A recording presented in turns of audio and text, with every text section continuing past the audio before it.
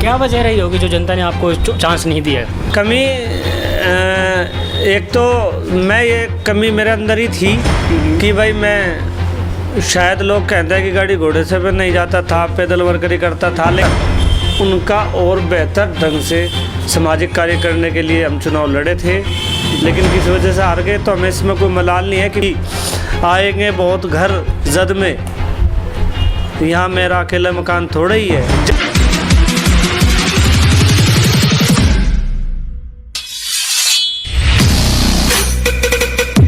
नमस्कार, आप देख रहे हैं डेली डायरी न्यूज़। मैं हूं अजय चौधरी। इस वक्त हम मौजूद हैं जिला शामली के वार्ड नंबर 11 प्रत्याशी के साथ। नाम है इनका मुश्ताक मल्हार।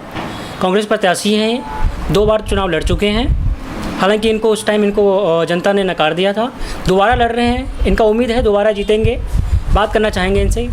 बताएं अपने बारे में कुछ आप।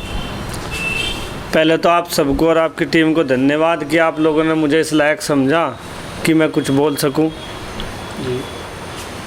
और रही चुनाव की बात, चुनाव में हमने तन से और पूरे मन से लोगों की सेवा कर निस्वार्थ भाव से चुनाव में जीतकर उनका और बेहतर ढंग से सामाजिक कार्य करने के लिए हम चुनाव लड़े थे, लेकिन किसी वजह से हार गए। कुछ न कुछ कमी हमारी रही होगी।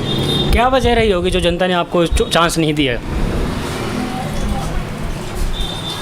कमी एक तो ये कमी मेरे अंदर ही थी कि भाई मैं शायद लोग कहते हैं कि गाड़ी घोड़े से भी नहीं जाता था, पैदल वर्करी करता था, लेकिन मैं मानता हूँ कि उसके बाद भी लोगों ने मुझे बहुत बड़ी मात्रा में वोट दिया और अपना प्यार दिया।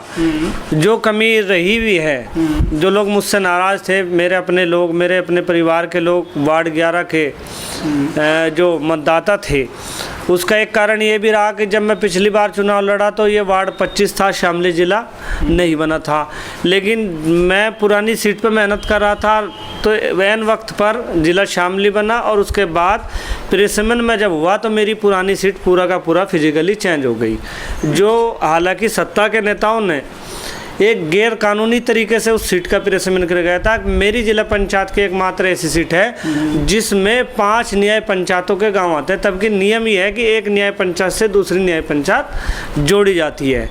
मुझे टाइम कम मिला, अपने लोगों तक नहीं पहुंच पाया, कुछ गांव नए आ गए जहां मेरी अपनी जान पहचान नहीं थी, मेरी अपने आपको मजबूत करने का जो मौका था वो मुझे बहुत कम सीमित मिला। इसलिए मैं चुनाव में कहीं ना कहीं मेरी कमी रही कि मैं लोगों तक नहीं पहुंच पाया, इसलिए मैं चुनाव लगता है कि हारा। यहाँ पे नशे के आदी बहुत हैं नौजवान, इस पे क्या कहना चाहेंगे आप? देखिए, मैं आपके माध्यम से यही अपील करना चाहूँगा अपने नौजवान साथियों से कि नशा, बहुत सारे लोग ये कहते हैं कि नशा बुरा है। नशा बुरा नहीं, बहुत बुरा है।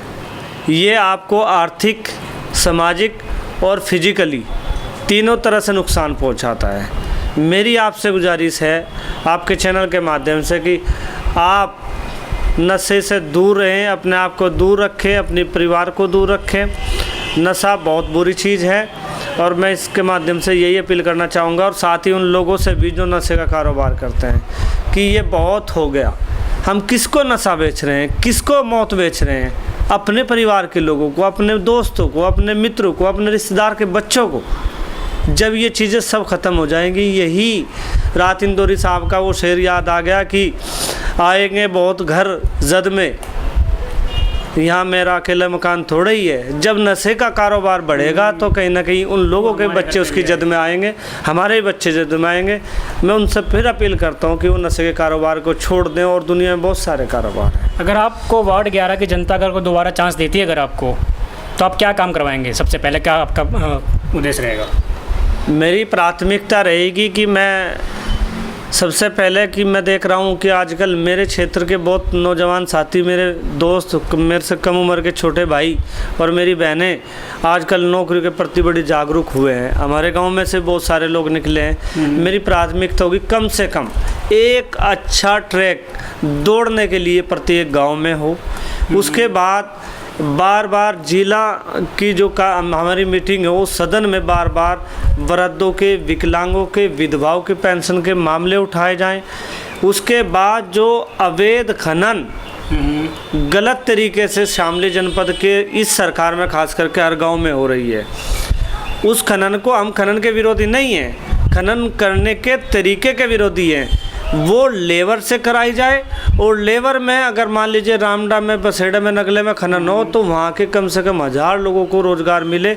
और ये जो रोज़गार हमारा, आप गांव में जाएंगे तो रामडा, नगला, मोई ममोर, बेरोज़गारी की वजह से आज की कंडीशन में 80% लोग गांव छोड़कर दूसरे राज्यों, दूसरे ज़िलों में जाकर रोज़गार करते हैं। हमारा प्रयास रहेगा खनन हो लेकिन लेबर से हो, लोगों को पेंशन मिले, पात्रों को आवास मिले, मजदूरी कार्ड के लिए श्रमिक कार्यालय से बार बार कैंप के ज़रिए आवेदन किए जाए, मनरेगा में मजदूरी मिले, स्वच्छ पेयजल मिले, स्वस्थ योजनाएं हों, साफ़ सुथरे एक दूसरे गांव से जोड़ने वाले खड़ंजे हों। और ये जो जिला पंचायत की तरफ से छोटे दुकानदारों पर टैक्स लगा जाता है, बाट टैक्स, वो टैक्स समाप्त हो, छोटे दुकानदारों पर ना हो। उसके अलावा जो ये जिला पंचायत की जो एक वो चल रही कि बार बार जगह जगह तंबू गाड़ का अवैध उगाई हो, नकली पर्चियों पर अवैध उगाई हो, ये उगाई हो, हम इसके बिल्कुल खिलाफ हैं। अगर आप इसको ख़त्म कर देंगे? मैं ख़त्म नहीं करने का वादा कर रहा, मैं ये कह रहा कि अगर मैं बना, मैं इसके खिलाफ आवाज़ उठाऊंगा। जो निष्पक्ष राजस्व जो वसूला जाए, जो पैसा वसूला जाए, वो पैसा जिला पंचायत के खाते में जाए ताकि हमारे गाँवों का विकास हो। इस तरह से लूट मचाई ना हो कि रात के अंधेरा होते ही, मतलब जिस ट्रक पे लागू है, जिस सामान पे लागू है, उससे भी लिया जा रहा, और जिन चीज़ों पे लागू नहीं है उनसे भी ज़बरदस्ती वसूला जा रहा। धन्यवाद हमसे बात करने के लिए।